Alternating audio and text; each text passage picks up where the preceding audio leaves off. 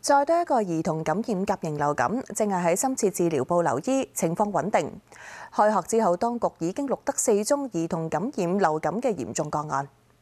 最新一宗個案涉及一個過往健康良好嘅11歲男童，佢上星期5起發燒、咳嗽同流鼻水，第二日向私家醫生求醫，同日被送去東區醫院，臨床診斷係甲型流感併發腦病變。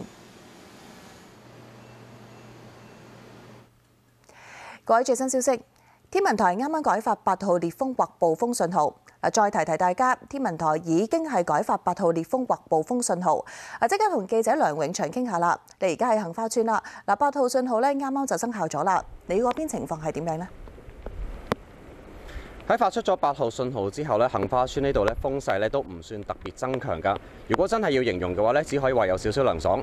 不過雨勢咧就明顯比頭先大咗。啱啱咧一直只係落住毛毛雨，甚至冇雨，但係而家咧雨勢都見到密咗。不過咧，我哋見到附近嘅屋苑同埋商場咧都一如既往啦，做好晒防範嘅措施㗎啦。例如落晒擋水閘，同埋封咗附近部分嘅行人路，避免咧居民走近海邊㗎。咁我哋望過去對面嘅將軍澳區啦，其實我哋見到咧對面海嘅燈火咧仍然都係相當清楚㗎。不過咧，相信天氣咧即將就會轉差㗎啦，因為根據天文台嘅雷達圖咧，塔巴嘅雨帶咧淨係靠近本港，相信到時風勢同埋雨勢咧都有機會變強。